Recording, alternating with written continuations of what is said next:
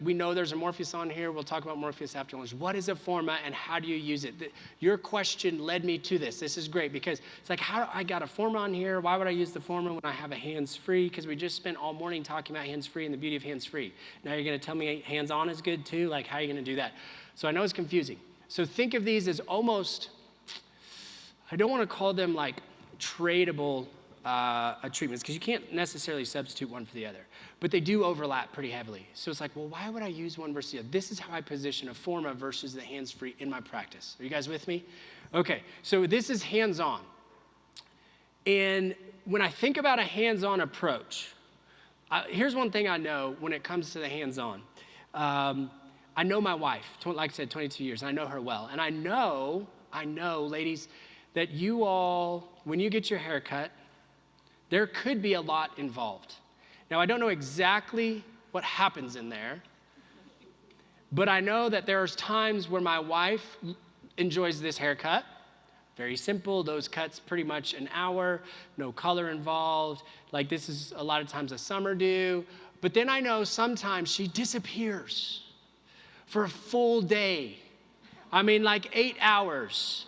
And she comes back. Do we got sound, Sterling, on this? And she comes back to me like this. You like my hair? Gee, thanks. Just put it. And I don't know what happens in there, but it's magic, right? So you leave with short hair, you come back like this. I got it. And so one thing I do know is that the salon approach matters to her because something about, and tell me if I'm wrong, ladies, I'm making gross generalizations, but 99.9% of my patients in my practice are female, and I have 2 daughters and a wife. So I know a thing or two.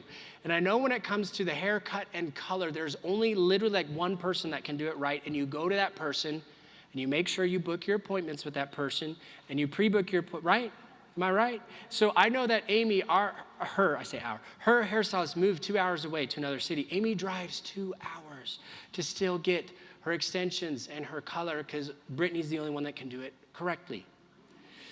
Here's what I truly think is happening, and this is back to the Forma. Amy has been going to Brittany ever since we could afford expensive haircuts, right? It's been however many years that is now, 6 or 8 years. Since we've afforded expensive haircuts, she's gone to Brittany. And so they've developed this closeness. And so when she's down there, I know it looks like some version of this. This is the best example I could do.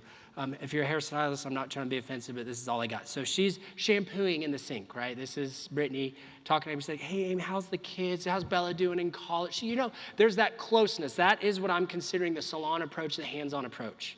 And Amy drives 2 hours and pays all that money that she could easily pay in town, I think because of that connection with her hairstylist, and she values that hands-on approach with Brittany.